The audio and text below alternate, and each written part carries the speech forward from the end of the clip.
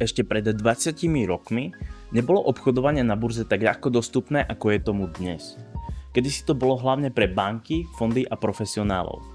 Obchodovanie pre bežného človeka bolo komplikované a drahé. Museli ste kontaktovať banku alebo makléra a za každý obchod ste platili vysoké poplatky. Doba ale časom veľmi rýchlo pokročila. Vznikom moderných online brokerských platform a mobilných aplikácií sa dnes obchodovanie stalo ľahko dostupnými úplne pre každého. Stačí vám mobil, počítač, internet, účet u brokera a môžete pohodlne obchodovať aj z gauča. V tomto videu vám ukážem, čo vlastne trading je, ako funguje, akými spôsobmi sa dá obchodovať a ako sa naučiť trading ešte predtým, než kliknete na svoj prvý obchod. Hoďte tam like, ak sa vám bude video páčiť a my môžeme ísť na to. Úplne od základu. Čo je to vlastne trading? Mnohí si milia trading s investovaním. Takže začneme týmto rozdielom. Cieľom investovania je kúpiť aktívum, držať ho dlhodobo, často aj roky. Že veríte, že jeho hodnota postupne porastie, napríklad akcie firmy, ETF alebo nehnuteľnosti. Napríklad, kúpite si akciu Apple a držíte ju 5 rokov, zatiaľ čo firma rastie. Toto je investovanie. Ale cieľom tradingu je využiť krátkodobé pohyby ceny. Nie dní, ale často len hodiny, minúty a dokonca sekundy. Obchodník, čiže trader, hľadá momenty, kedy kúpiť a kedy predať, aby na rozdiele zarobil. Takže keď to poviem úplne jednoducho. Nakupujete, keď veríte, že cena pôjde hore a predávate, keď veríte, že cena pôjde dole. A to platí v oboch smeroch. Môžete totižto zarábať, aj keď trh padá. Tomu sa hovorí shortovanie. Teraz si vysvetlíme základné pojmy. Čiže tlačítko buy alebo long, čiže nakupujete, keď predpokladáte, že cena pôjde hore. A potom máme tlačítko sell alebo short, čiže predávate, keď čakáte pokles. Potom tu máme nástroje ako je stop loss, čiže ochrana pred stratou. Nastavíte si hranicu, pri ktorej sa obchod automaticky uzavrie, keď ide proti vám. A potom tu máme take profit, čiže cieľový zisk. Nastavíte si hranicu, pri ktorej sa obchod automaticky uzavrie, keď zarobíte. Napríklad, cena akcie Tesly je $200. Veríte, že cena pôjde hore, tak zadáte tlačítko buy. Ak cena stupne na 210 a vy predáte, zarobíte ten rozdiel. Ale ak si myslíte, že cena pôjde dole, kliknite na tlačítko sell a tým zarobíte na poklese ceny. OK, teraz sa pozrieme na to, akými štýlmi sa dá obchodovať. Lebo trading nie je len o jednom spôsobe, je to celá škála štýlov a extrémne rýchlych alebo psychicky menej náročných. Scalping je najrýchlejší a najintenzívnejší štýl. Trader otvára a zatvára desiatky obchodov denne, často v priebehu pár minút alebo dokonca pár sekúnd. Chce si zarobiť len na pohybe napríklad 5 alebo 10 dolárov. Tento štýl nie je celkom vhodný pre úplných začiatočníkov. Je to štýl pre tých, čo majú veľa času, skúseností a hlavne nervy z ocele. Potom tu máme intraday trading, čo znamená, že v ten istý deň, ako obchod otvoríte, ho aj zatvoríte. Sledujete pohyby počas dňa a hľadáte zaujímavé vstupy na 15-minútových alebo hodinových grafoch. Hodí sa skôr pre ľudí, ktorí majú voľnejší režim alebo pracujú z domu a vedia si vyhradiť čas na tento deň. Ďalej tu máme swing trading, čo už je pokročilejší štýl.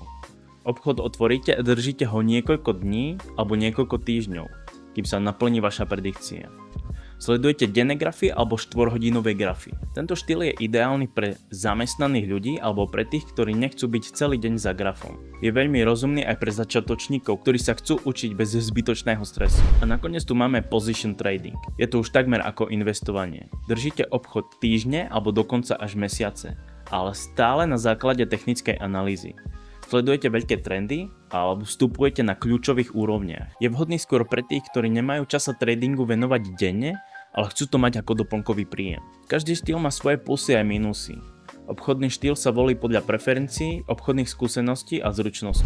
OK, ako teda začať? Tu je jednoduchý zoznam toho, čo budete potrebovať, aby ste sa mohli pustiť do tradingu. Najskôr potrebujete vybrať vhodného brokera. To je firma, cez ktorú obchodujete. Bez neho sa na burzu nedostanete. Medzi známych brokerov patria napríklad XTB, Saxo alebo eToro. Vždy si vyberáte brokera, ktorý má dobrú povesť, regulácie a kvalitnú platformu. Platforma je miesto, kde sledujete grafy, zadávate obchody a spravujete všetko okolo toho. Medzi najčastejšie patrí napríklad MetaTrader 4 alebo 5, čo je dobrý pre klasický forex, a potom máme TradingView, ktorý je perfektný na analýzy a plánovanie obchodov. Začnite s tým, čo je pre vás prehľadné a jednoduché na ovládanie. Technika vás nesmie brzdiť. Môžete kľudne začať aj s pár stovkami eur. Niektoré platformy vám umožnia aj obchodovať s 50 eurami. Ale pozor, čím menší máte kapitál, tým väčšie je riziko, že vás každý pohyb zmete z trhu. Pre serióznejší začiatok je rozumné mať aspoň 500 alebo 1000 eur, ktoré si môžete dovoliť stratiť, bez toho, aby vás to finančne zničilo. A nakoniec potrebujete aspoň základné znalosti. Trading je biznis, ktorý musíte chápať a hlavne vás to musí baviť. Musíte vedieť, čo je stop loss, ako funguje trh a čo ovplyvňuje cenu. Na našom vzdelávacom webe máme Akadémiu obchodovania na burze. Je to ideálny odrazový mostík pre každého začiatočníka. Ak to s tradingom myslíte vážne, je ideálne začať práve tam. Dobre, teraz si povieme tvrdú realitu, ktorú veľa ľudí nechce počuť, ale práve preto treba o nej hovoriť. Lebo keď vstúpite do tradingu s nesprávnymi očakávaniami, zožere vás to ešte skôr, než stihnete pochopiť, čo sa vlastne stalo. Preberieme si najčastejšie ilúzie, ktorý má väčšina začiatočníkov. Toto je najväčšia pásca. Vidíte videá typu zarobil som 1000 eur za deň a poviete si OK, aj vy to chcete. Lenže realita je taká, že drvivá väčšina ľudí v prvých mesiacoch prerába. Nie preto, že by boli hlúpi, ale preto, že trading je ako každé iné remeslo. Musíte sa ho naučiť. A to chce čas, prax a hlavne skúsenosti z vlastných chýb. Ďalšia častá ilúzia je, že si nájdete niekoho na Instagrame, kto vám posiela signály typu tu kúpte, tam predajte a budete zarábať bez roboty. Ne. Tu vôbec. Nikto vám nedá zaručené signály zadarmo.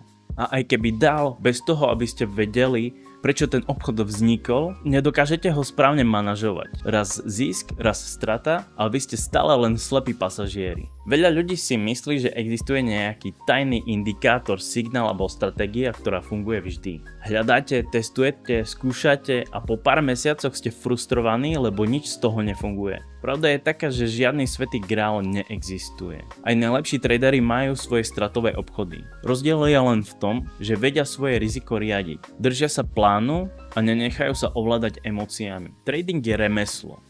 Nie je to hra, nie je to skratka k bohatstvu, ale dlhodobá cesta, ktorá si vyžaduje tréning a disciplínu. A keď to takto príjmete, budete mať reálne šance na úspech, bez sklamaní a bez zbytočných ilúzií. Ak to chcete robiť seriózne a nie ako v kasíne, tak sú tu 4 veci, ktoré musíte ovládať. Bez nich to bude len tipovanie. A to tipovanie vás môže zrujnovať. Technická analýza je ako základný jazyk tradera. Nie je to mágia, ale logické čítanie správania trhu cez graf. Naučite sa, čo je to support alebo rezistencia, teda úrovne, kde cena často reaguje. Pozrite si hlavné patterny, ako je dvojitý vrchol, vlajka, trojuholník a hlavne pochopte, že graf neukazuje budúcnosť, ale pravdepodobnosť. Čím lepšie čítate graf, tým lepšie sa rozhodujete. Ak chcete prežiť dlhšie ako týždeň, musíte ovládať money management. Toto je to, čo odlišuje gamblerov od obchodníkov. Určite si hlavne, koľko riskujete na jeden obchod. Odporúčam fakt maximálne 1% z účtu.